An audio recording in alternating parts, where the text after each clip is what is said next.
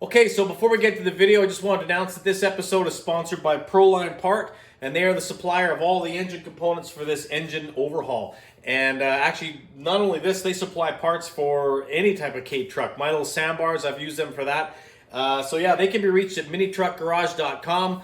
Contact Todd down there, he'll look after you. Look at their website, it's a really good website, lots of stuff on there.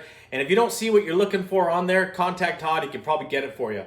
And you Canadians, for going north of the border, he knows the deal. He's great to deal with. So yeah, if you're looking for parts for your little K truck, look at Proline Part. He'll look after you. So with that said, let's get to the video. All right, welcome back to Turnbull Garage. So today we're going to be carrying on with the engine overhaul for the Suzuki Carry. And in the last video, basically what we did is we got everything cleaned up and checked that oil pump and everything and made sure it was going to be okay. And really, we're waiting for parts to show up, and once they do, I can get it over to the machine shop. So let's see what we can do, and hopefully those parts show up. One of the things I need to do is polish up my crank, because if you remember, there were a few spots on the crank that had some sort of like a rust stain on there, and I just wanted to give it a bit of a polish. So this is sort of what it looked like, and this is what right here, one that I've polished up. Also over here, I've polished it up as well. I'll probably hit that one a bit more. I don't want to take a lot of material off, although I'm not taking a lot of material off. It's and what I've done is just basically taken some 600 grit paper and just cut off some thin strips, and then I'll just go through and start to polish the journals. Now for the throws, it's a bit tricky. I just slow it down and take my time. But yeah, so I'll just do a little video of polishing the crank here. And yeah, well, actually, before I do that, I did polish this as well. This is the seal where it's actually worn quite a big groove in here. So what I'm going to do when I put the engine together, I'm not going to have the seal go in quite as far.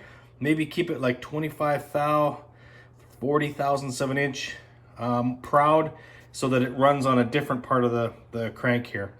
But anyway, let's just start polishing this thing up. So first thing I do is take this out of my, I gotta take my ring off. Never operate a lathe with jewelry on. That's a big fat no-no.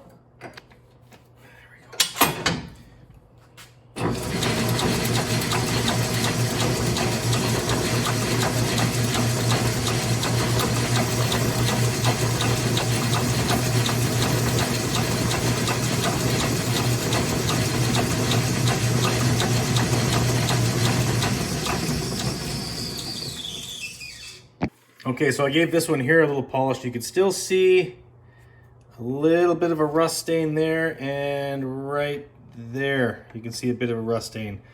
But just a quick little polish. I'm not going to be really wanting to remove any material. It's just giving it a bit of a polish. So I'm going to hit this one again and this one over here, and then I'll slow it down for the throws. It looks pretty good. I'm gonna hit this one here, get a little bit of see if I can get that stain off of there.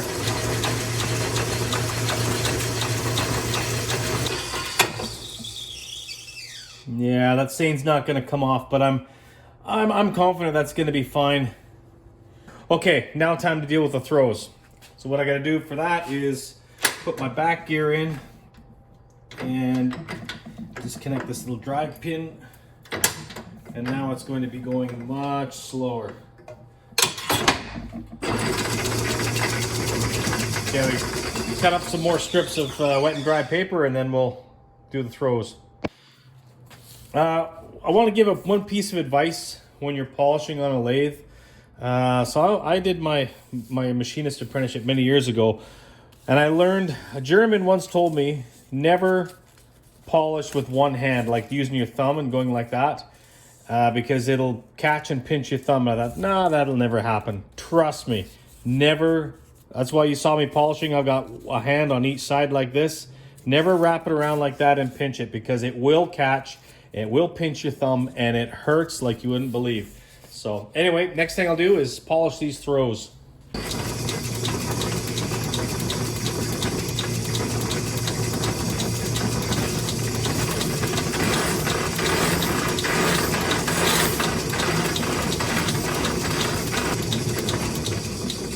Let's see what that looks like. Yeah, it's much better. That looks great. So I'll do the other two here, and that should just about do it. All right, so I'm pretty happy with that. All the journals look really nice. Last thing I do is actually going to pop this key out and just give this a little bit of a polish. And I'm going to hit this just a little bit more here.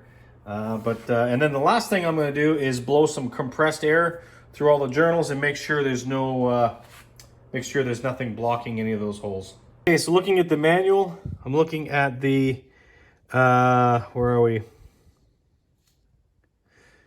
Crankshaft connecting rod bearing journal outside diameter, 1.495 to 1.496 inches. So let's have a quick check. Start with this one here. I already did check the one, and it was right in the money.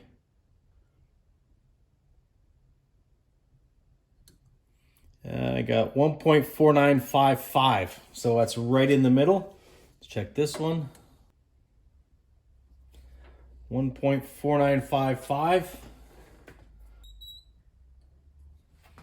and 1.4958. So yeah, those are all within spec. So let's go back and check the mains. So the mains are to be 1.770 to 1.771. So let's check this.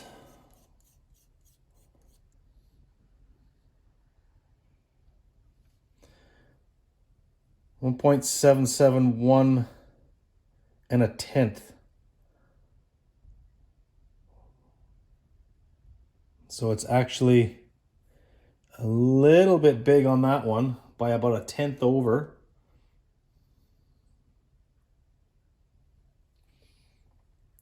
That one's 1.771 on the nose.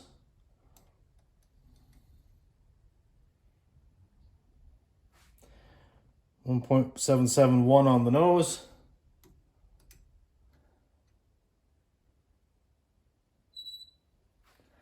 And that's a tenth over as well.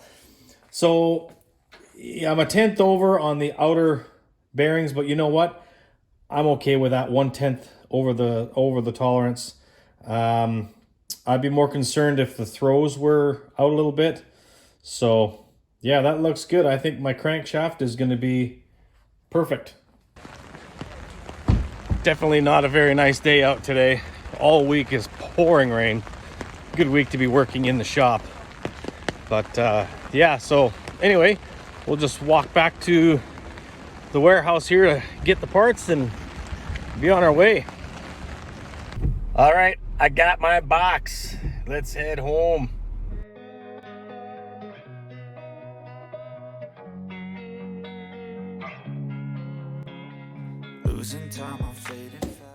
Okay, Christmas came early. Let's see what's inside here.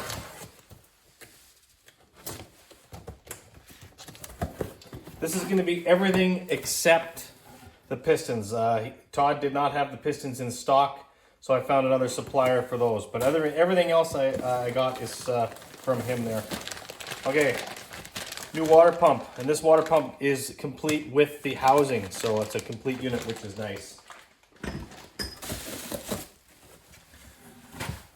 A new shirt. Sweet. Timing chain guides. Got here. New timing gear for the crank. And new tensioner. Timing chain tensioner. This is the bracket that attaches to the tensioner that goes over to the part of the timing chain. I think this is probably the chain. Yep, this is the timing chain.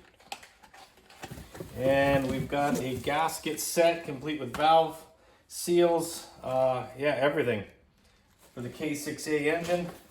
Okay, here is the one major piece that I needed.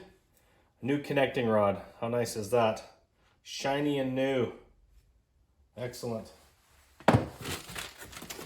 And looks like in here we've got the connecting rod bearings, the main bearings, and the thrust bearings. 2 more items left. This is probably a throw-up bearing, I'm thinking. Let's see. Yep, that's a throw-up bearing. And last but not least, a new clutch. And this clutch should also come with a bearing, pilot bearing. Yes, there's the pilot bearing for in the flywheel. So there you go. That is everything that I need, minus the pistons, which should be here probably tomorrow. And I'm going to be able to take everything in to get it machined. So we're getting really close to getting this engine back together. All right, it's the next day, and I just got word my pistons have arrived. So I'm going to go pick those up, and I'm dropping all the parts off at the machine shop. Very excited. So I got the head and the block in the back of the car. Also the flywheel, I gotta get that resurfaced as well. I'm gonna take this to work and just get this cleaned up. But yeah, let's go get my pistons.